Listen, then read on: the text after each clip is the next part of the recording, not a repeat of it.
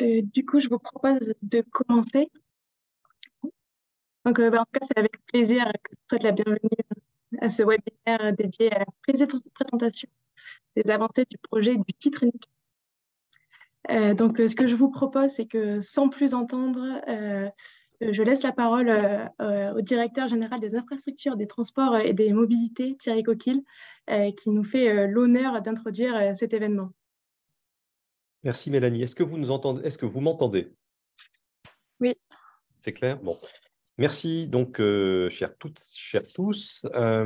Donc en février dernier, en marge du forum de l'Agence d'innovation pour les transports, beaucoup d'entre vous qui êtes là ont participé au hackathon Titre de transport de demain.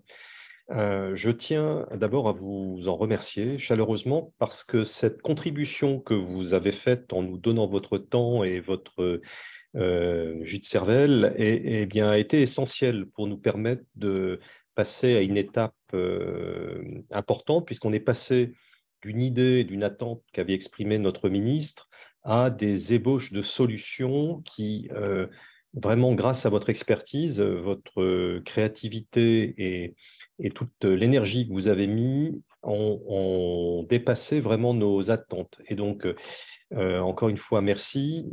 Pourquoi dépasser nos attentes? D'abord parce que je crois que les solutions qui ont été apportées sont allées finalement au-delà de l'objectif qu'on s'était fixé. On s'était fixé finalement un objectif évidemment de faciliter la vie des usagers des transports en commun et alternatif à l'automobile.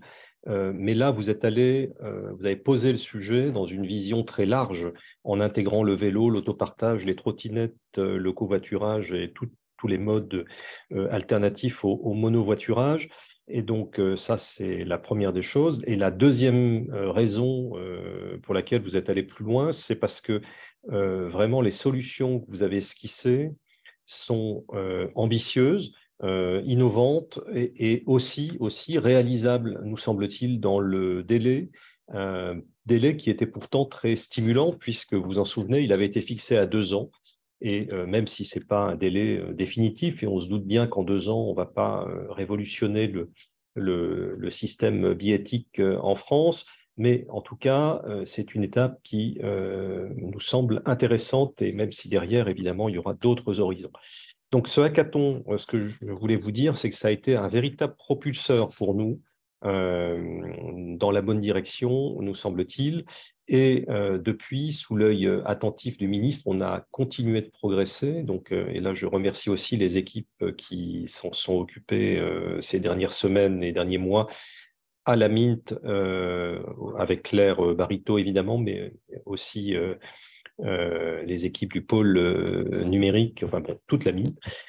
Et donc, nous avons progressé sur la faisabilité technique de ces solutions lauréates pour les expérimenter donc, dans le délai de 2 ans, mais aussi surtout sur finalement le partage de cette feuille de route avec les autorités organisatrices de mobilité.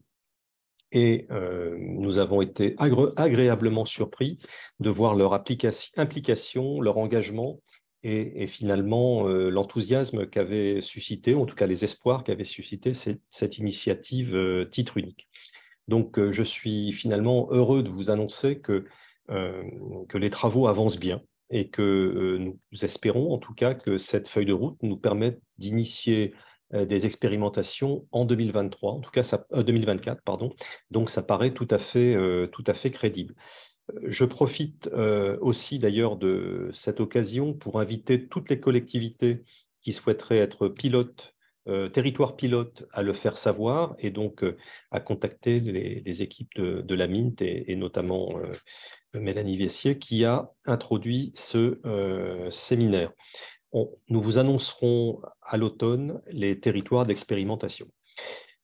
J'ai aussi été agréablement surpris de constater que ce projet, en fait, nous donnait, au-delà du résultat en tant que tel du travail réalisé, nous donnait quand même une occasion incroyable de progresser en termes de coopération entre les différentes parties prenantes, alors entre l'État et les collectivités, entre les collectivités entre elles, les autorités publiques avec le monde privé, avec les opérateurs de réseau, avec les entreprises, avec les startups, avec les ingénieries et avec les industriels.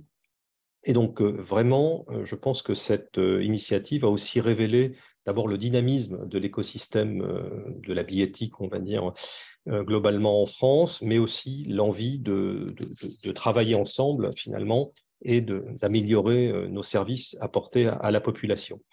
Vous l'avez compris, on a besoin de vous, on a besoin de votre expertise, de votre engagement de façon continue, et on espère, et plus qu'espère, on est convaincu que ensemble, nous avons une occasion incroyable de façonner l'avenir au fond de notre système de transport, de le rendre plus efficace, plus attractif, plus écologique, parce que tout ça, évidemment, c'est lié pour que les usagers viennent massivement vers les transports collectifs. Il faut sans doute qu'on continue effectivement les efforts pour rendre tout cela plus fluide et accessible pour les uns et les autres.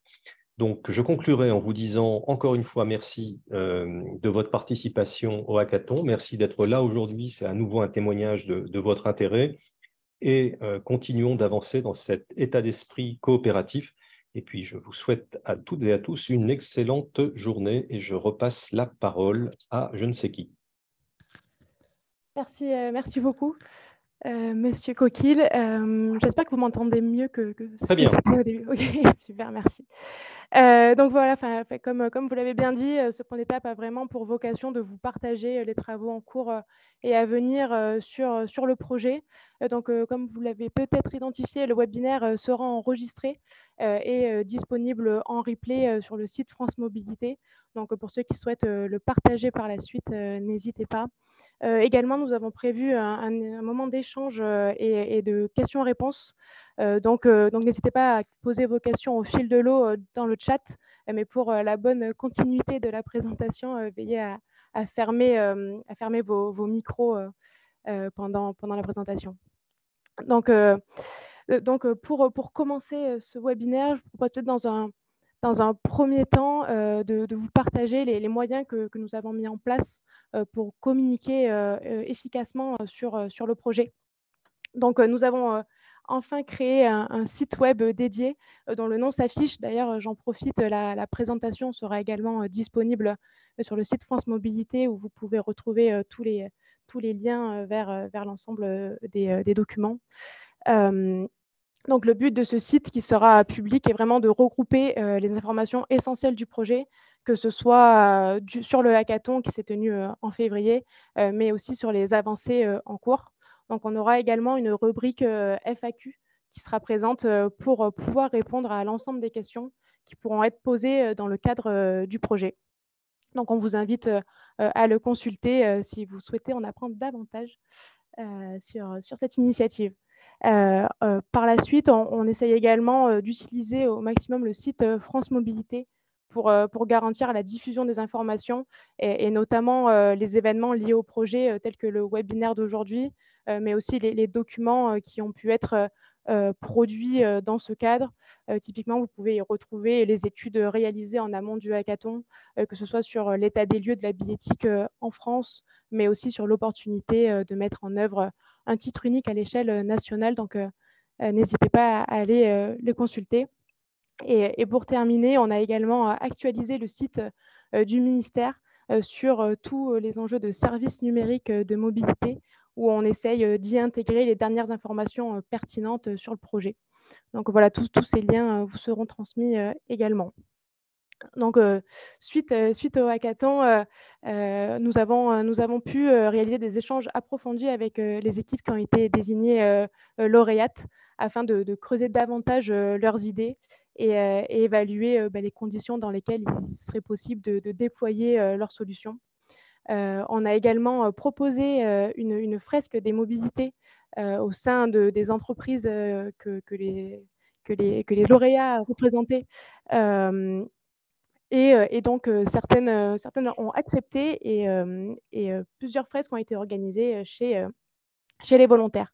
Donc, pour rappel, les deux solutions lauréates étaient la première, la solution France Move, donc une application 100% mobile qui permettait, grâce à la géolocalisation, de détecter automatiquement les trajets et autoriser donc sans acte ni d'achat ou de validation un prélèvement à l'usage de la consommation. Pour la solution qui a été retenue en tant que coup de cœur du jury, c'était la solution PASLEM.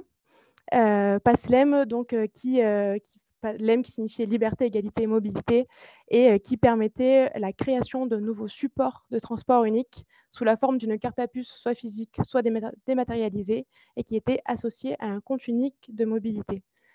Toutefois, quand même, l'ensemble des solutions proposées par les 10 équipes ont été étudiées pour permettre de travailler vraiment sur l'ensemble des composantes du projet et s'assurer autant que possible de sa complétude.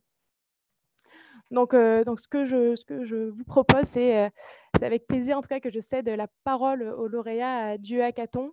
Chaque équipe pourra comme ça vous présenter ou vous représenter, si c'était le cas, leurs solutions, leurs réflexions sur l'impact notamment que leur solution amène sur les parcours usagers, sur les équipements également, et enfin sur leur vision pour comment mettre en œuvre effectivement leurs propositions. Donc, je laisse la parole à l'équipe de France Move. Merci Mélanie.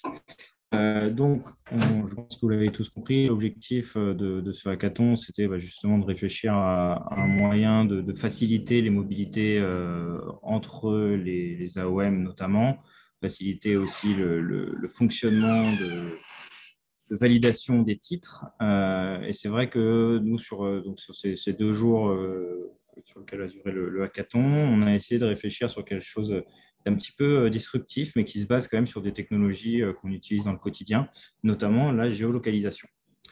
Si tu peux passer à la petite slide suivante. Donc, dans la réflexion, aujourd'hui, l'intermodalité, c'est un terme qui est extrêmement utilisé. Alors, on parle beaucoup de multimodalité, mais l'intermodalité, c'est le fait d'utiliser plusieurs moyens de transport sur un même trajet. Aujourd'hui, comme le chiffre le montre, ça concerne 40 millions de personnes qui vont se déplacer et qui vont devoir, sur cette intermodalité, acheter un titre, puis un autre titre unique, pas forcément en abonnement. Il y a toute cette notion de contrainte autour du multititre qui fait que quand on veut prendre un bus, puis ensuite prendre pour la région parisienne, par exemple, un RER, c'est 2 tickets différents. Si on veut prendre un Vélib par la suite, c'est pareil, c'est aussi un ticket qui est différent. Donc, il y a toute cette notion-là de comment est-ce qu'on se déplace, comment est-ce qu'on facilite cette intermodalité. Évidemment, aujourd'hui, on doit se baser sur les nouvelles technologies que de plus en plus de populations possèdent, notamment les smartphones. Donc, juste pour donner un ordre d'idée, ça concerne 95% des personnes aujourd'hui en France sont équipées de smartphones, contre 65% en 2016. Donc, vraiment aujourd'hui, la très grande majorité de la population est équipée de smartphones, et ces smartphones possèdent tous aujourd'hui la géolocalisation. Il y a aussi un enjeu qui est très important et qui va l'être de plus en plus, parce que il faut trouver des solutions pour essayer de trouver une alternative à la voiture individuelle. Ça va passer évidemment par les transports en commun, ça va passer par d'autres services de mobilité douce. Et le fait d'améliorer la régulation des flux est un enjeu essentiel pour les AOM. Voilà. Et après, il y a toute cette notion aussi de pouvoir d'achat du consommateur, de se dire, moi aujourd'hui, c'est vrai que je n'ai pas forcément toujours une bonne visibilité sur la fréquentation des transports en commun que je vais avoir ou de mes déplacements. Donc, je ne vais peut-être pas tout de suite prendre un abonnement parce que ça me paraître être peut-être trop. Et il y a toute cette logique, et ça, on est sur le même fonctionnement avec le PASLEM, qui est de uniformiser ces offres-là et pouvoir, en fonction de ce qui a été consommé, à trouver la bonne offre tarifaire associée. Et je vais laisser du coup Valentin présenter un petit peu plus notre présentation. Merci beaucoup Robin. L'introduction a très bien été faite. Pour ce qui est donc de l'application en elle-même, l'idée c'est de se connecter sur un portail sécurisé. On avait pensé avec France Connect, donc rentrer ces informations et ces identifiants au sein d'une application. Donc, le hackathon, on avait des cas d'usage. Là, on vous en a retranscrit 2. L'idée, c'est par exemple, si jamais vous souhaitez prendre un train en gare de Redon et ensuite aller à Nantes. Donc, en fait, vous n'avez pas besoin de valider le ticket. Vous n'avez pas de geste matériel à faire. En fait, l'application, à travers l'algorithme de votre téléphone, va réussir à comprendre là où vous prenez le transport et là où vous descendez. Donc, vous voyez sur la slide, vous avez 2 principaux écrans d'affichage. Donc, le premier, c'est quand vous commencez votre voyage et ensuite quand vous arrivez en gare de Nantes avec le prix, la durée et les 2 boutons. Donc, si jamais vous montez, si jamais vous descendez. Et l'exercice, on l'a reproduit parce que, voilà, comme l'a souligné Robin, l'intermodalité, c'est quelque chose d'important. Donc, vous pouvez aussi faire la même chose avec un tramway au sein d'une même ville. Et l'algorithme est capable de comprendre toujours où est-ce que vous montez, où est-ce que vous descendez. Est-ce que tu peux passer à l'autre? Merci. Donc là, voilà, c'est pour expliciter le fonctionnement. Donc l'idée, c'est la géolocalisation plus l'algorithme de vos téléphones pour comprendre vos moyens de déplacement. Donc on est sur une technologie de post-paiement. L'idée, c'est que vous n'avez pas à valider, vous n'avez pas à payer directement. L'application sera assez fournie pour vous permettre d'avoir, là c'est une facturation mensuelle, mais on peut imaginer des déclinaisons différentes, hebdomadaires, journalières ou en fonction de vos trajets qui prendraient potentiellement en compte aussi les abonnements. L'idée, voilà, c'est de se focaliser sur la facilitation du parcours usager et faire en sorte que l'expérience de voyage elle soit la plus confortable possible et que vous n'ayez pas à chercher, bon, ça se fait plus trop, mais des pièces de monnaie dans vos poches ou des billets, votre carte bleue. Voilà, l'idée, c'est que tout passe à travers ce téléphone-là. Parce qu'aussi pendant le hackathon, un aspect important, c'était l'inclusivité, c'était que l'expérience de voyage elle soit la plus confortable pour tous les types d'usagers. Et on peut imaginer, par exemple, les personnes à mobilité réduite qui n'auraient pas besoin de sortir leur carte bleue ou leur téléphone pour valider. Mais bon, ça, je vais laisser Robin en parler pour ce qui est des avantages. Ton micro est coupé, Robin. Autant pour moi. C'est vrai qu'aujourd'hui, tout est cartographié dans les différentes AOM, les différentes lignes, que ce soit de bus, de tramway, de métro. Donc, la technologie est réalisable, elle est même réalisable assez rapidement grâce au travail de Mélanie qui ont pu étudier ça plus précisément. Donc, voilà, aujourd'hui, il est estimé que d'ici 8 à 1 an, cette solution pourrait être mise en place. La discussion a déjà été entamée avec les AOM. Donc, voilà. La grande question qui se pose et qui est évidente à poser, c'est où vont les datas, comment sont utilisées les datas, parce qu'on parle évidemment de géolocalisation sur une période X. Donc, il a été convenu que ces données-là seront sauvegardées dans des serveurs d'État, des serveurs sécurisés de l'État. Ce ne sera pas des serveurs Google, des serveurs Amazon, où il y a tout un débat sur les données. Évidemment, toutes ces données-là sont instantanément anonymisées. Il n'y a pas aujourd'hui, on ne pourra pas savoir que M. Michel a été de Redon à Nantes. On saura simplement qu'il y a un déplacement de X qui a été de Redon à Nantes. Toutes ces informations-là, toutes ces données-là, elles sont extrêmement utiles. Elles sont utiles parce que ça va te permettre d'avoir des meilleurs éléments de trafic de population, donc de pouvoir adapter et optimiser les flux, notamment pendant les périodes d'affluence.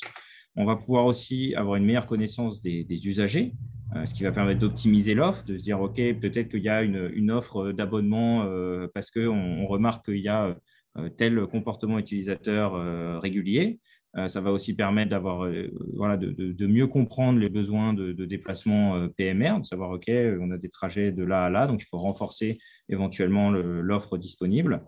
Et évidemment, tous les paiements sont sécurisés. C'est toujours bien de leur préciser qu'il n'y a pas de risque de fraude ou de risque financier à utiliser cette plateforme-là. Pour information, c'est une solution qui existe déjà dans plusieurs pays, notamment en Suisse, avec l'application Easy Rider. Donc, c'est quelque chose qui n'est pas… on ne réinvente pas non plus complètement une technologie. Mais on va simplement repartir de ces bases-là pour en créer quelque chose de national et en corrélation avec les différentes AOM. Et pour finir, c'est vrai qu'il y a beaucoup d'opportunités dans ce fonctionnement-là. Donc, évidemment, les premières étapes, c'est de créer des premières expérimentations du service avec quelques AOM bénévoles qui le font pour tester au début. On va éventuellement pouvoir faire des différences entre les trajets qui sont personnels et les trajets professionnels. Il y a toute cette grande question d'intégration des mobilités douces qui va se poser, parce qu'il faut aussi qu'on puisse prendre un vélo, une trottinette, d'autres solutions de mobilité douce pour se déplacer. On parle beaucoup des applications masse, et évidemment, il serait cohérent que cette application permette aussi de déterminer le meilleur itinéraire à utiliser. Et voilà, après, c'est toute cette question de mesure, pouvoir estimer demain quels sont vraiment les transferts de parts modales qui ont été effectués, quel est vraiment l'impact du développement des transports en commun et des mobilités douces par toutes ces données qu'on récupère anonymisées, évidemment. Voilà. Merci beaucoup, Robin et Valentin. Du coup, si cela vous convient, je vous laisse poser vos questions dans le chat. On y répondra à la fin des présentations. Et je poursuis avec le PASLEM et Adèle. Bonjour. Est-ce que Mélanie, tu peux juste passer directement sur la slide d'après? Merci.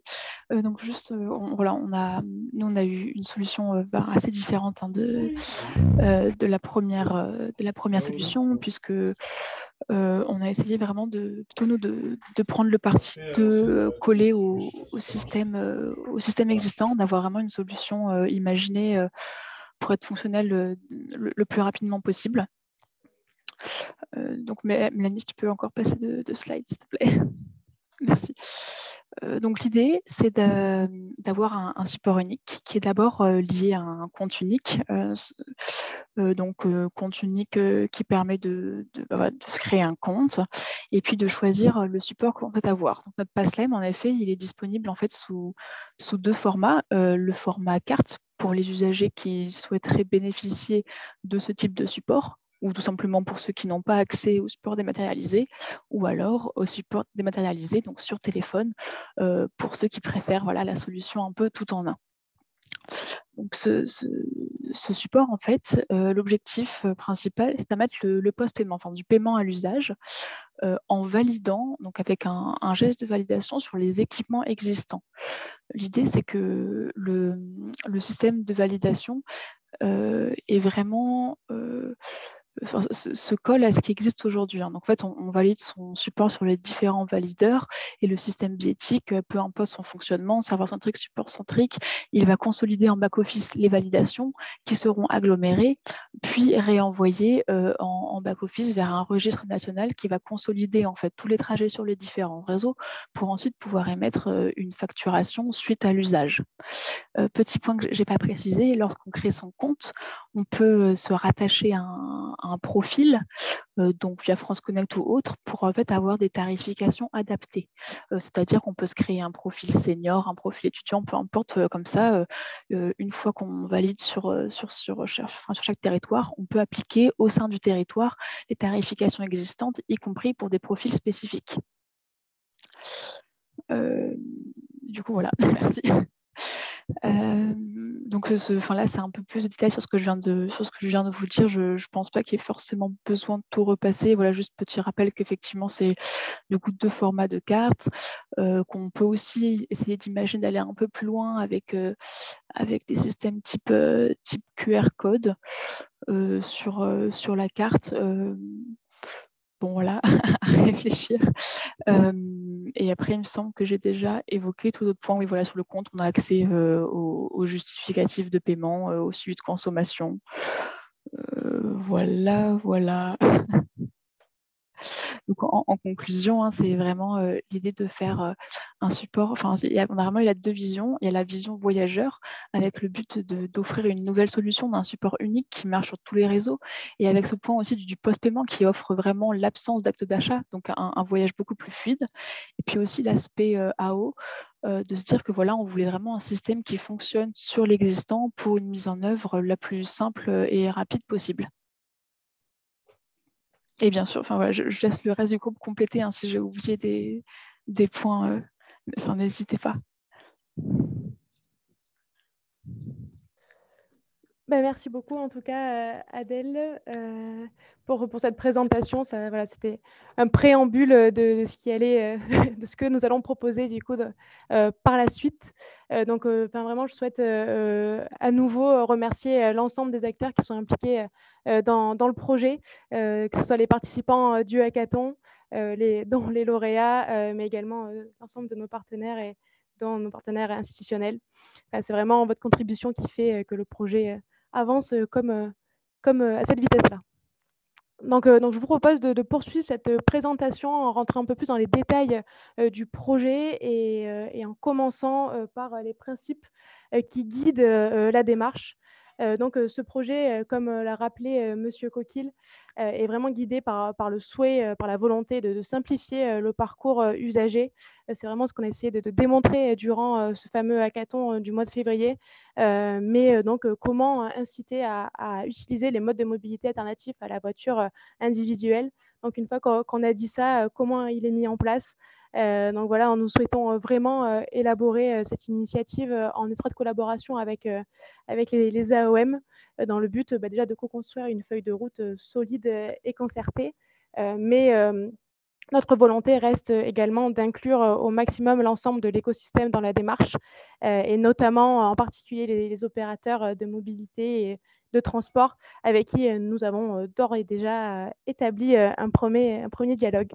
Donc, on souhaite vraiment encore poursuivre ces différents points d'information et c'est pourquoi on continuera à les mettre en place tous les 3 mois à destination, encore une fois, du grand public. Donc, n'hésitez pas à rester connecté pour connaître voilà, les prochaines échéances. L'autre principe, c'est vraiment cette volonté que le projet opérationnel se développe par étapes. Donc, des expérimentations seront mises en œuvre, comme l'expliquait Thierry Coquille, donc sur 2 à 3 territoires pilotes durant les 2 prochaines années. Mais nous avons également une vision à plus long terme, donc avec une perspective nominale sur 5 ans, dont les modalités du déploiement pérenne du service seront étudiées, mais en gardant toujours l'aspect stratégique, donc comment associer au projet opérationnel une composante stratégique pour faire avancer l'interopérabilité de la billettique à l'échelle nationale. Donc, nous souhaitons également s'appuyer autant que possible sur l'existant et notamment l'utilisation de normes et de standards qui sont d'ores et déjà établis ou alors qui devront être renforcés. Donc, pour rappel, en tout cas, on reprécise vraiment le but des expérimentations qui seront mises en œuvre n'est pas de créer une preuve de concept jetable, mais vraiment l'envie d'avoir un produit minimal sur lequel seront juxtaposées de nouvelles briques et de nouveaux territoires qui seront intégrés au fil de l'eau. Donc, je ne sais pas si on a encore besoin de le rappeler, mais en tout cas, le projet du titre unique, ce n'est pas le sujet d'un tarif unique à l'échelle nationale, mais bien la volonté d'accéder grâce à un ou plusieurs supports uniques à l'ensemble des réseaux de France. Donc, je passe maintenant au calendrier du projet. Donc, je pense que le prochain jalon clé sur lequel on insiste, c'est la validation de cette fameuse feuille de route qui est en cours de co-construction avec les AOM et donc qui sera validée au mois de juillet. Donc, basé sur cette feuille de route, nous annoncerons dès la rentrée les territoires d'expérimentation du projet. Et enfin, donc, d'ici la fin de l'année, nous procéderons donc au lancement des marchés publics qui permettront le développement des briques essentielles qui sont développées donc, au niveau national. Par la suite, donc, les expérimentations débuteront vers la mi-2024, puis seront incrémentées soit par ajout de nouveaux territoires, soit par ajout de nouvelles fonctionnalités. Donc, si on rentre plus dans le détail du projet, je vais commencer par aborder vraiment voilà, son périmètre. Donc, en ce qui concerne le public cible, donc dans une perspective court terme, vraiment la cible principale du projet sera le voyageur occasionnel et notamment comment capter l'autosoliste, comment l'inciter à réaliser du report modal. Et pour la cible, l'enjeu sera de mieux percevoir l'attrait du projet pour l'ensemble des usagers, qu'ils soient touristes ou abonnés. Donc, concernant plutôt le périmètre modal du projet, donc le souhait, dans un premier temps, est d'intégrer en premier lieu donc les transports en commun urbains, les TER et les modes de mobilité qui sont présents et disponibles sur les territoires des AOM pilotes. Donc, par la suite, pour le régime, encore une fois, un peu plus cible, un effort d'intégration de l'ensemble des modes de mobilité sera réalisé, tout en mettant un petit bémol sur, à l'heure actuelle, il n'est pas prévu de traiter, en tout cas, l'enjeu de la longue distance dans le projet. Donc, en ce qui concerne le périmètre tarifaire, les expérimentations consisteront à intégrer le plein tarif de chaque voyage et le plafonnement la journée s'il existe. On va engager des discussions avec les territoires pilotes pour envisager la possibilité d'y intégrer que ce soit les tarifs groupes, mais également les tarifs sociaux à la démarche. Et pour la vision cible, donc l'enjeu, c'est d'y intégrer l'ensemble des grilles tarifaires des AO. Concernant le périmètre géographique, comme on a pu le mentionner précédemment, 2 à 3 territoires pilotes seront désignés et devront embarquer avec elles l'ensemble des AOM présentes sur leur territoire. Puis dans la vision cible, comme on peut s'en douter, l'ensemble du territoire national sera mobilisé. Donc, je vous présente en avant-première la première feuille de route d'expérimentation qui est donc une première proposition non définitive à ce stade, mais qui découle des travaux réalisés. Donc voilà, la volonté était vraiment de prendre en compte les résultats du hackathon avec pour objectif, encore une fois, de simplifier au maximum le parcours usager. Et donc, suite à ce hackathon, une première proposition a été formulée par notre assistant à maîtrise d'ouvrage, donc NextIndice, puis du coup a été par la suite partagée à l'ensemble des AOM mobilisés sur le sujet, qui nous ont suivis, avec qui nous avons pu réaliser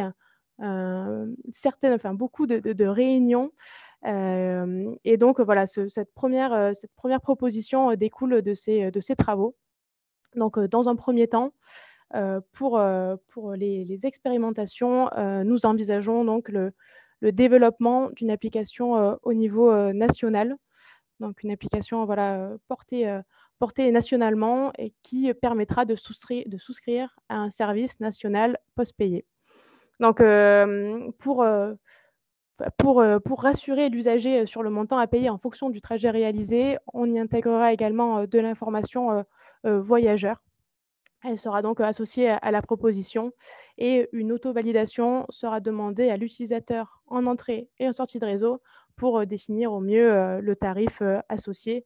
Puis, bien sûr, son trajet sera agrémenté de l'ensemble des technologies utilisées aujourd'hui pour reconstituer son trajet. Et donc, par la suite, une facturation à l'usage lui sera transmise. Donc, néanmoins, on souhaite signaler, préciser qu'il s'agit là vraiment d'une première étape qui permettra de tester l'appétence des usagers et notamment des occasionnels pour le produit. On sait qu'il ne couvrira pas l'ensemble des cas d'usage rencontrés, mais c'est pourquoi on réfléchit d'ores et déjà à ce fameux régime nominal. Et nous prévoyons ainsi d'intégrer durant ces prochaines étapes, au fil de l'eau, les autres éléments clés permettant de couvrir un plus grand panel, que ce soit de cas d'usage et de territoire, pour correspondre au mieux aux attentes des acteurs. Donc cela comprendra la liaison du service avec les cartes à puce locales, également permettre l'accès aux services via les applications locales existantes dans les territoires, qu'ils soient régionaux ou plus locaux. Et l'usage de la carte bancaire sera également réfléchi pour la lier à ce fameux compte mobilité mentionné par les équipes lauréates. Donc voilà, encore une fois, le but est d'offrir une expérience utilisateur la plus fluide, la plus intégrée possible. Donc, je n'en dirai pas plus pour ce premier échange. Voilà, le but était vraiment de vous donner le périmètre des discussions en cours. Ce projet se base vraiment sur la collaboration active entre les différents acteurs. Et je vous remercie beaucoup pour votre attention et votre présence aujourd'hui. Et donc, n'hésitez pas à poser vos questions ou nous allons commencer à répondre à celles qui sont présentes dans le chat.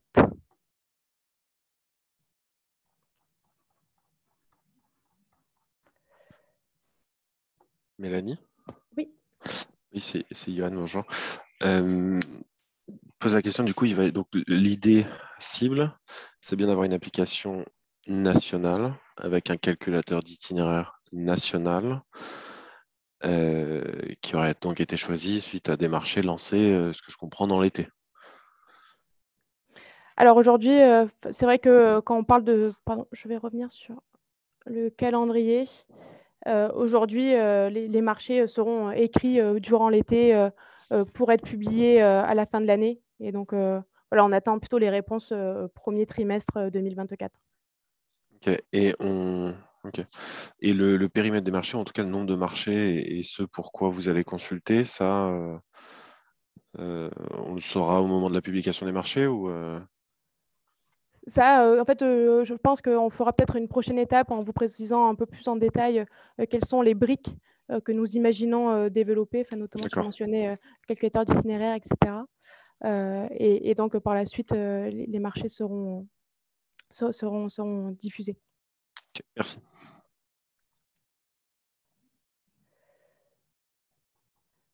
Alors, pardon, je vois que la première question, c'était Alexandre Cabani concernant la technologie Be In, Be Out.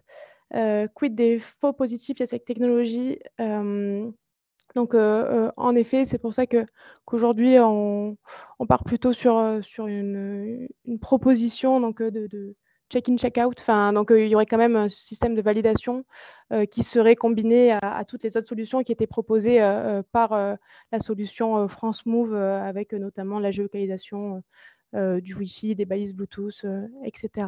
combinées.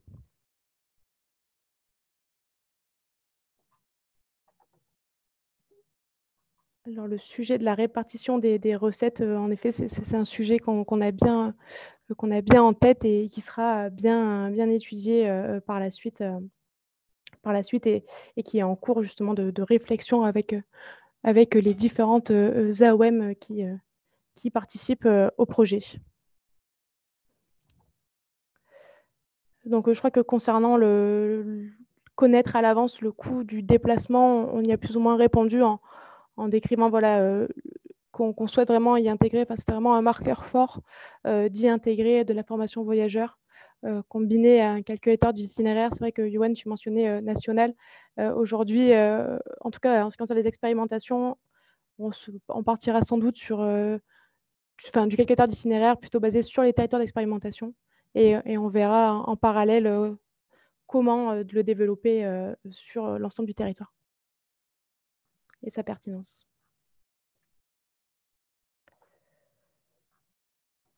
Donc, je ne sais pas si... Comment savoir si nos équipements de validation sont compatibles? Je pense que voilà, justement, aujourd'hui, en tout cas, le but en ce qui concerne les expérimentations, c'est vraiment d'aller vers une première proposition qui sera, entre guillemets, transparente vis-à-vis de vos équipements de validation. Puis, on verra durant le régime nominal ce qui doit être fait pour permettre à la solution d'être acceptée par les différents réseaux.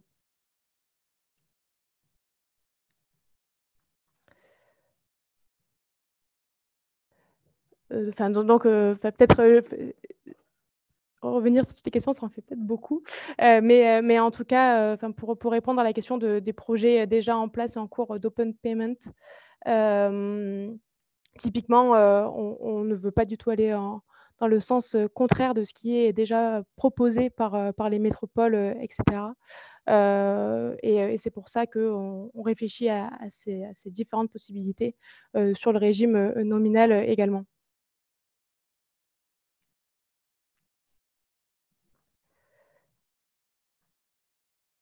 Et du coup, les premières AOM AOT qui participeront à l'expérimentation, non, voilà, Raphaël, merci. Mais en tout cas, les territoires ne sont pas encore annoncés et ça sera rendu public à la rentrée.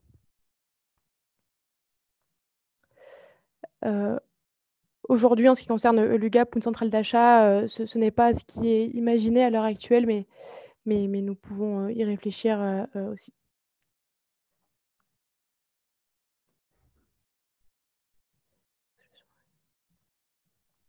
Je vois que Jean-Philippe, tu es connecté. Si tu souhaites aussi peut-être répondre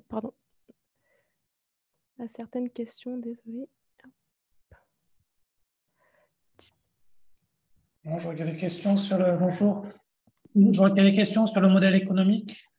Je pense que là aussi c'est un peu trop tôt, mais peut-être pour enfoncer une porte ouverte, on est nécessairement dans une logique de distribution. Donc, pour l'expérimentation, on est plutôt dans une logique de pas être forcément, de pas mettre en place un modèle économique nominal. Mais vous avez raison de poser la question. C'est quelque chose qu'il va falloir, à laquelle il va falloir réfléchir. De toute façon, il y aura deux sources possibles de financement, soit le modèle est autoporteur, les commissions de distribution rémunèrent les briques centrales, au-delà de l'investissement porté pour l'expérimentation, soit il faut que ce soit complété par, je dirais, des subventions ou d'autres sources de financement, comme on peut le voir en Suisse ou dans d'autres pays, où la mise en place d'une solution centralisée nécessite que les acteurs partenaires portent une partie de l'effort financier. Mais c'est encore trop tôt pour apporter une réponse sur ce sujet. C'est des discussions à venir. Merci. Il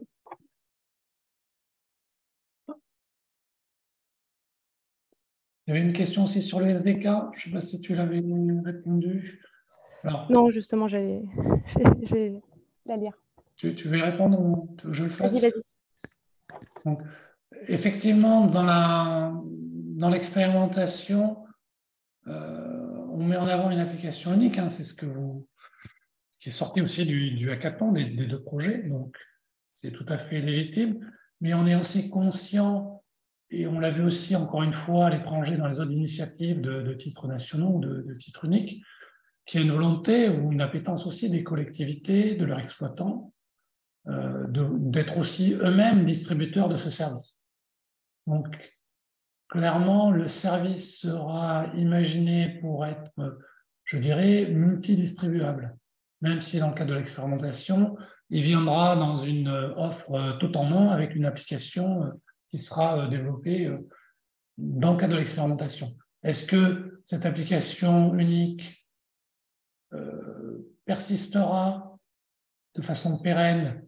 Est-ce qu'elle aura vocation à s'effacer et c'est uniquement le service qui persistera distribué à travers les applications ou les guichets des collectivités ou de leurs exploitants? Là, encore une fois, ça fait partie des discussions affinées avec les acteurs de l'écosystème sur leur volonté de comment ils voient le service évoluer. Et pour répondre à la question, oui, c'est clairement une logique multidistribution qui est envisagée. Je pense que la question sur le contrôle du titre, c'est à peu près la même réponse. Oui, alors sur le contrôle du titre pour l'expérimentation, on pense orienter vers une solution simple où on fournira une application de contrôle ou une API ou un SDK pour que ce soit facilement intégrable pour l'ensemble des réseaux. à terme, là aussi, il pourrait y avoir notre approche qui pourrait être partage de spécifications et chacun réimplémente la logique de traitement dans ses propres applicatifs de contrôle et ses propres outils. La répartition des recettes, je vois la question de Jérôme en suivant. Effectivement, c'était une partie importante dans le mandat qui avait été donné autour de cette initiative titre unique, c'était de respecter, je dirais, la tarification existante.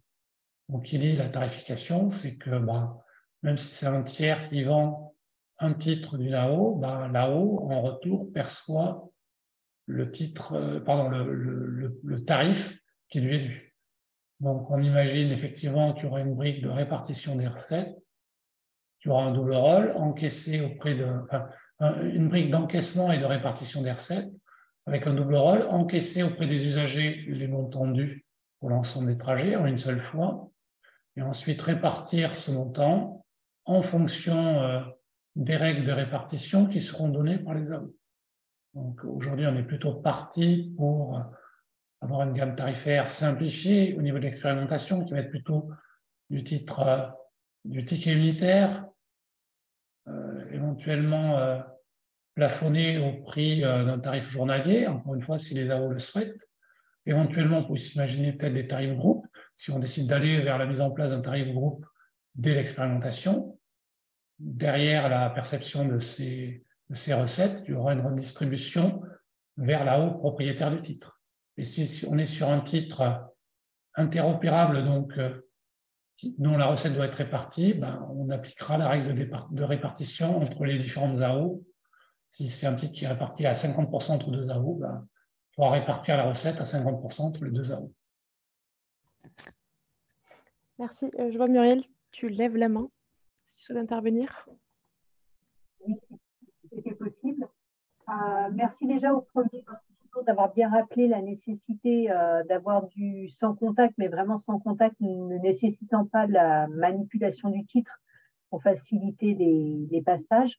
Là, on est sur la partie tarification. Ne pas oublier les tarifications spécifiques PH-PMR, personnes handicapées, personnes à mobilité réduite. Tous les réseaux doivent proposer un tarif accompagnateur pour les personnes qui ont des cartes à mobilité, carte mobilité inclusion.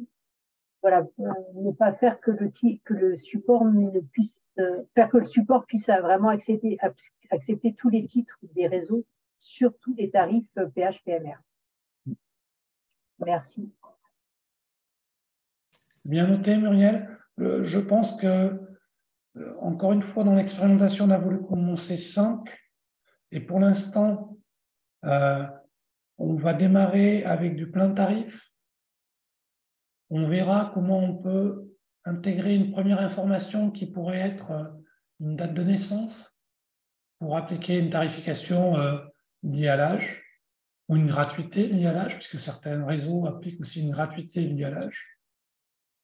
Et pour aller plus loin, effectivement, on a conscience, et c'était déjà le cas dans certaines régions, qu'il y a besoin d'un travail d'harmonisation sur la gestion des profils, qu'ils soient PMR ou autres. Et la question qu'on pourra se poser, c'est comment on démarre. Est-ce qu'on attend qu'il y ait un travail d'harmonisation qui soit fait ou on commence à intégrer déjà des premiers profils avec le risque que le traitement des profils soit spécifique uniquement à quelques réseaux, voire à un réseau, et qu'il faille intégrer des règles différentes d'un réseau à l'autre. Peut-être une option intermédiaire serait que, comme il y a une obligation d'avoir un tarif pour les accompagnateurs des personnes handicapées et personnes à mobilité réduite, ça pourrait être un des éléments obligatoires dans l'expérimentation, puisque tous les autres tarifs sont laissés à la libre appréciation des collectivités territoriales. Ouais. Mais là, on est sur une obligation. Il y a l'obligation d'avoir un tarif. Après, l'État ne fixe pas le tarif. Chaque collectivité fixe le tarif. Ça peut être un demi-tarif, ça peut être un tarif gratuit pour l'accompagnateur. Mais voilà, il y a l'obligation d'avoir un tarif accompagnateur. Donc peut-être que ça peut être aussi l'occasion, en proposant le titre plein tarif et puis le titre accompagnateur, de l'avoir dès la première base. Oui, je pense que ça peut être un accélérateur, je suis d'accord, Muriel. Ça peut être un accélérateur, cette initiative à l'échelle nationale, pour essayer de faire une première proposition, mais encore une fois, aller dans ce sens, entre guillemets, imposer un titre à l'ensemble des réseaux va au-delà du mandat qui nous est donné. Donc, il faudra qu'on ait quelque part aussi une volonté et un accord. Ça sera peut-être plus facile dans le cadre de l'expérimentation, puisqu'on n'aura pas toutes les AOM de France et de Navarre, on n'en aura que quelques-unes. Mais ça peut être effectivement l'opportunité de montrer quelque chose sur ce sujet. Je retiens l'idée.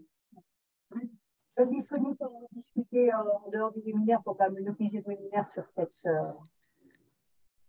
Oui, on va refaire un point. Merci, merci Muriel. Et du coup, on voit bien ton message, Julie, aussi. Je vois, Frédéric, vous aviez une question concernant l'articulation des projets déjà existants du coup, dans certaines AOM et comment ça s'imbrique avec le projet titre unique. Donc, c'est vrai que, en tout cas, comme déjà rappelé, la volonté, ce n'est pas de réinventer quelque chose, c'est de s'appuyer au maximum sur les briques existantes, sur les projets existants.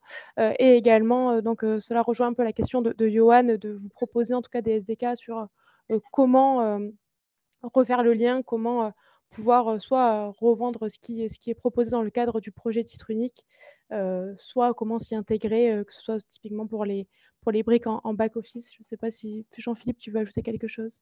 Non, je pense que tu as clairement répondu. Pour l'instant, on aura une application unique, mais demain, ça sera un service mis à disposition des AO. Donc, si elles ont déjà la volonté d'enrichir leur offre masse en ajoutant ce titre unique comme un service supplémentaire, l'idée, c'est qu'elles puissent le faire.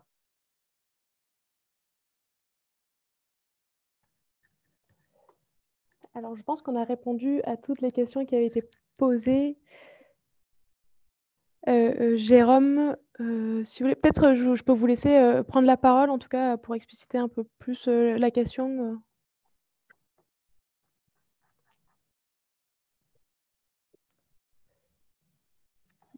Ou non. Voilà.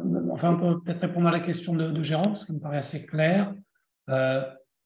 Aujourd'hui, on aura besoin pour la partie titre unique, aussi bien pour diffuser l'information que pour ensuite effectuer le calcul tarifaire, d'avoir accès à un certain nombre de données. Et les données tarifaires, le référentiel tarifaire en fait partie. C'est-à-dire malheureusement, mais aussi heureusement, on a un nouveau profil NETEX, mais qui vient, je dirais, qui est à peine sec, puisqu'il a été publié il y a moins de 12 mois sur la partie tarifaire. Donc là aussi, on va avancer de façon pragmatique. Bien évidemment, à terme, on aimerait que chaque AO puisse exposer sa gamme tarifaire selon le profil NETEX préconisé. Dans le cas de l'expérimentation, on fera les jonctions nécessaires entre les formats proposés et ce format standardisé pour pouvoir prendre en compte la gamme tarifaire existante ou la description de gamme tarifaire existante.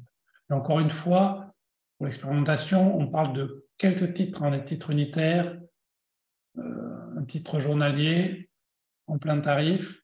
On verra effectivement après, comme a souligné Muriel, si on met un titre accompagnant. Voilà, mais on est en train de parler de quelques titres. On n'est pas en train de dire on va récupérer 200, 300, 400 titres dans les gammes tarifaires. Les seules gammes les plus complexes qui vont être à traiter vont être celles de ferroviaire, s'il y a une logique ou des cars interurbains, ça peut être aussi le cas, s'il y a une logique origine-destination. Là, on aura des matrices d'informations plus larges à prendre en compte. Il faudra faire le lien également avec le référentiel topologique. Merci beaucoup. Je vois Valérie, tu lèves la main. Oui, tout à fait. Justement, ça fait complètement ce qui vient d'être dit, ça fait complètement le lien avec ce que je voulais dire justement sur le ferroviaire, où effectivement, on peut avoir plusieurs transporteurs qui desservent les mêmes OD. Je pense notamment au TER et Intercité, et également entre TER, où là, on n'a même pas les mêmes AO. Y compris avec Intercité d'ailleurs, puisque là, c'est l'État. Et du coup, je me pose la question entre Intercité et TER, comment on va pouvoir différencier le tarif applicable, et qui n'est pas le même, et entre TER, comment on pourra appliquer la répartition des recettes, en fait. Donc voilà, c'est des petites questions, je pense, qui vont être un petit peu compliquées à résoudre. les validations seront redatées.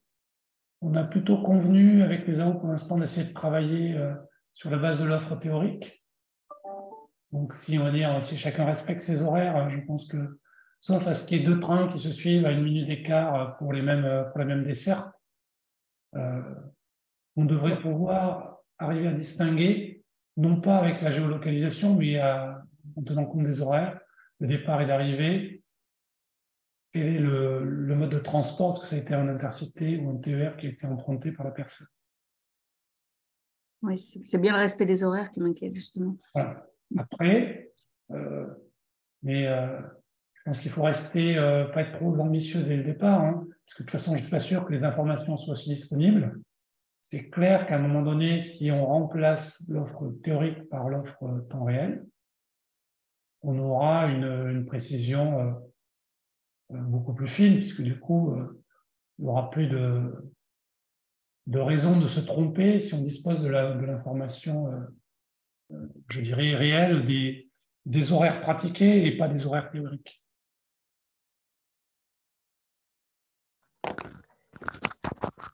Et du coup, sur les OD entre AO régional, pour le coup, le problème aussi va se poser, parce qu'on a des trains qui vont plus loin que notre périmètre. Les régions ont des trains qui vont plus loin que leur périmètre géographique conventionnellement. Donc, il peut y avoir des OD aussi qui sont communes en interrégional avec des trains qui appartiennent à chacune des régions. Mais, c'est pareil, il va se poser la question de la répartition des recettes aussi. Tout à fait.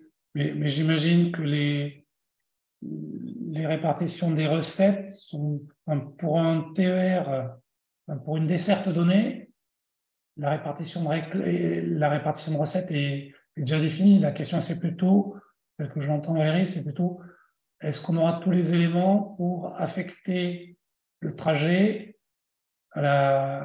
au service, à l'offre de service qui a été faite, c'est-à-dire le TER numéro 1 ou le TER numéro 2. Une fois qu'on est sûr d'avoir affecté au bon TER, les règles de répartition seront claires. Ou est-ce qu'il y a un autre sujet par rapport à ça? Disons que moi, je suis région, pour ceux qui ne me connaissent pas, je suis de la région Occitanie. Nous, aujourd'hui, la région, avec la nouvelle convention qu'on vient de signer, la région est propriétaire des recettes. Donc déjà, le sujet de à qui vont être reversées les recettes va se poser. Est-ce que c'est directement à la région? Est-ce que c'est à notre transporteur qui aujourd'hui est unique, puisque c'est la SNCF? Ce n'est pas le cas de toutes les régions, surtout à l'échéance 2025. Donc voilà, cette question-là va se poser. Aujourd'hui, si on reverse tout à SNCF et que c'est comme aujourd'hui SNCF qui répartit les recettes, effectivement, la question sera différente.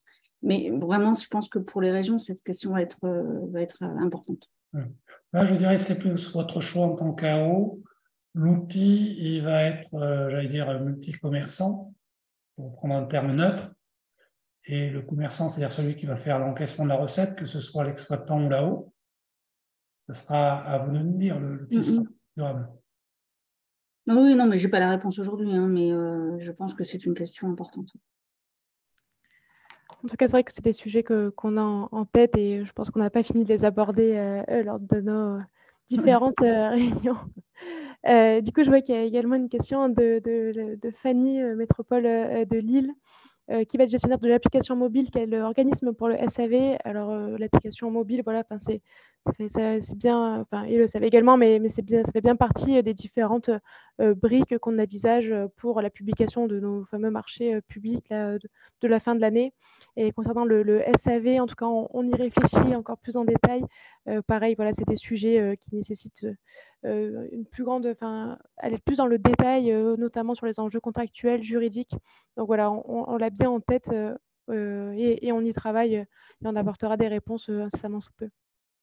Il y aura forcément un rôle dans le SAV pour le distributeur. Donc, si l'application unique distribue le titre, c'est l'entité qui gère cette application qui devra assurer un premier niveau de SAV. Ce qui va être peut-être aussi disruptif, c'est si demain vous intégrez ce service en tant qu'AO, en tant qu'exploitant, si c'est vous qui le distribuez, il faudra garantir le même niveau de SAV que lorsque c'est fait depuis l'application unique. Donc là aussi, il y aura des impacts à considérer. Et concernant le parcours usager, réservation de trajet, non, en fait, aujourd'hui, la solution qu'on propose, c'est plutôt du post-paiement, donc pas de réservation en amont. Mais encore une fois, voilà, c'est la solution qu'on envisage pour les expérimentations, pour le régime nominal. Il pourra y avoir une autre proposition, notamment si on mentionne le ferré où la réservation est obligatoire. Donc, j'ai déjà répondu, mais on peut reprendre la question de Johan de Transdev. Il y a bien un marché d'opération, c'est-à-dire que l'expérimentation est prévue pour durer sur un certain temps. L'objet du marché qui sera passé, c'est d'avoir un marché d'acquisition d'une solution, mais également d'hébergement, d'exploitation, de maintien en conditions opérationnelles et sécuritaires de la solution. Donc, je ne sais pas si ça répond à la question, c'était le sens de la question, mais oui, il y a bien une partie opération qui est prévue. Oui, non, mais très bien, mais c'était les personnes qui vont justement faire la reversion financière et gérer, en fait, gouverner, entre guillemets, le projet.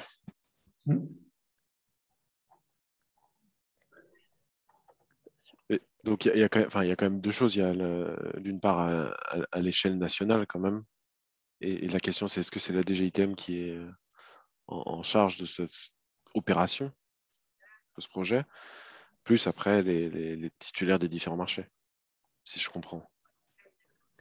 Oui, aujourd'hui, en tout cas, ce qui est sûr, c'est que c'est la DGITM qui portera voilà, la publication des marchés et leur développement. Après, la question clairement se pose sur, et aujourd'hui, on n'a pas forcément les réponses, mais en tout cas, la contractualisation entre la DGITM, les différents opérateurs des différentes briques et les AO associés. Et puis également, jusqu'à quel niveau on descend, que ça, je parle des AO, mais également les opérateurs de transport. Voilà, comment contractualiser, comment tout le monde contractualise avec tout le monde, c'est un sujet en tout cas qu'on a en tête et qu'on travaille activement. Merci. Donc, je ne sais pas s'il y a d'autres questions, n'hésitez pas. Une base de données unique des arrêts est-elle prévue? Aujourd'hui, c'est un sujet également qui est clairement important. On essaye vraiment de travailler dessus, on l'a en tête. Après, voilà, on essaye d'avancer, on va dire, étape par étape. On va se concentrer peut-être dans un premier temps, en tout cas dans le cadre du projet titre unique, avec les territoires pilotes et qui ont déjà initié ces bases de données à l'échelle régionale. Mais concernant l'échelle nationale, c'est un sujet qu'on va essayer de faire avancer cette année. Muriel, je vois que tu as la main levée. Je veux savoir que si dans la phase de test, vous avez bien testé la partie aussi numérique et qu'il y ait bien l'accessibilité du RG2A qui soit respectée. C'est-à-dire qu'on puisse intégrer dès la phase de test des personnes handicapées. Oui. En fait, on fait vraiment l'effort sur le RGA. C'est bien quelque chose qu'on a bien noté. Et on souhaite se faire épauler par des personnes de la direction ministère de l'accessibilité, si possible, pour nous aider sur ce volet-là. On est preneurs. Alors, on n'est que dans le champ du ministère, donc on n'a pas l'accessibilité du numérique en direct, mais il y a des ressources au sein du ministère sur l'accessibilité numérique. Donc, oui, non, mais on a pris les bons contacts au sein de la direction du numérique et on échange avec eux pour construire le projet. Merci beaucoup.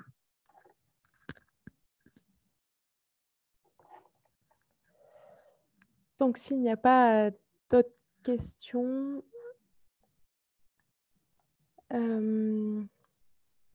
Alors oui, Salif, je présente mon titre valideur en réseau fermé, donc cela fonctionnera sur ces réseaux fermés de l'expérimentation. En fait, aujourd'hui, on laisse l'opportunité pour pour l'ensemble des territoires, vu que voilà, la liste, en tout cas des territoires pilotes, n'a pas été encore diffusée, mais qu'il y ait des territoires, enfin des régions, des métropoles qui soient composées soit à 100% de réseaux ouverts, donc dans ce cas, ça simplifierait le parcours, soit s'ils avaient donc des réseaux fermés, donc avec des valideurs, dans ce cas, on étudierait plus en détail comment le mettre en œuvre et comment justement permettre de présenter le titre au bon format pour permettre de rentrer dans le réseau. Donc, c'est pour ça qu'on a laissé les deux solutions. Je te laisse compléter si tu veux. Non, je pense qu'aujourd'hui, si on veut faire quelque chose avec un réseau fermé dès l'expérimentation, d'ailleurs malheureusement les réseaux fermés aujourd'hui en France, c'est les plus gros réseaux, hein, donc il y en a une demi-douzaine, il n'y en a pas énormément, mais quand on regarde le volume quotidien de passagers, c'est énorme. Donc ça sera compliqué déjà d'offrir qu'un accès partiel au réseau, donc ça veut dire l'effort est plutôt côté réseau volontaire, de dire est-ce que je suis en capacité dans le calendrier de l'expérimentation de mettre en place, même si on met une mise en place qui est purement logicielle, donc mettre à jour, faire les développements et faire une mise à jour logicielle uniquement sur l'ensemble de mes valideurs dans une période qui va de 12-18 mois, ça nous paraît très optimiste. Donc, ce n'est pas qu'on est contre, au contraire, la solution sera prévue pour. On attendra plutôt un réseau volontaire et on verra à quelle échéance ça peut être mis en œuvre. Ok, merci. Je crois que Benoît, tu as levé la main. Oui, je voulais juste intervenir, donc Benoît Chauvin-Dugart, sur l'importance que cette expérimentation, ne pas vouloir embrasser trop de choses à la fois. On sait qu'il y a beaucoup de différences sur le territoire national pour l'ensemble de nos adhérents à OM. L'objet est vraiment d'avoir une expérimentation qui puisse permettre d'enclencher le mouvement, de pouvoir réfléchir à comment régler les problèmes des sujets les plus simples, on va dire, et ensuite, au fur et à mesure, de pouvoir amputer vers une réflexion sur les complexités que représente l'ensemble du territoire national avec les différentes AOM, les différentes technologies sur le territoire, les différentes façons de gérer les titres sur ce territoire-là, les outils qui sont utilisés. Donc, voilà, ne pas vouloir trop faire dès le lancement de l'expérimentation est un sujet important sur lequel le GART reste vigilant. Mais bien entendu, toutes les spécificités seront prises en compte dans les réflexions qu'il y aura tout autour de cette expérimentation et toutes les réunions que nous ferons avec l'ensemble des acteurs, MINT, accompagnants, exploitants, et nos collègues des régions de France, France urbaine et des intercommunalités pour faire en sorte qu'on puisse aboutir à une expérimentation qui soit viable, qui soit le plus possible réussie et qui traite, on va dire, de ce qui est le courant. Si je peux me permettre d'utiliser ce terme-là. Voilà, je rappellerai une action que je répète assez souvent, une phrase que je répète assez souvent, hein. Pareto est notre ami, hein. Réglons d'abord la part des 80-20 et on aura déjà une expérimentation qui sera belle et qui permettra de voir toutes les complexités et tout ce qu'il y aura à mettre en œuvre pendant ces années d'expérimentation et ensuite de se pencher sur les spécificités. Merci et puis on est entièrement ravis au niveau du GART de voir autant de participants aujourd'hui au webinaire. Merci beaucoup, Benoît. Alors, je vois qu'il n'y a pas forcément plus de questions dans le chat, ni de mains levées. Donc, ce que je vous propose, c'est de clôturer ce webinaire. En tout cas, si vous avez des questions qui viendraient à la suite, n'hésitez pas à nous en faire part. On pourra indiquer nos adresses mail là, en vous transmettant le support de la présentation. Et sinon, du coup, vous pourrez retrouver le replay sur du coup, le site France Mobilité, également la présentation. Et puis voilà, on vous invite à aller voir ce qui se passe sur le site Expertise Territoire, à poser vos questions également sur ce site pour répertorier au mieux et garder une trace de ce qui a été fait. Donc, merci encore pour votre participation et puis à bientôt. Au revoir. Merci, au revoir. Merci à tous. Merci. Au revoir. Merci. Au revoir. Au revoir. Merci. Bien, au revoir. Au revoir.